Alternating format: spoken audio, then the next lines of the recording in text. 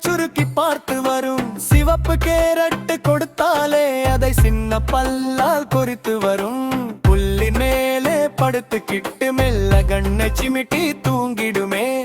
எங்கள் கையில் வந்துருச்சுனா அது பஞ்சு போல தோன்றிடுமே.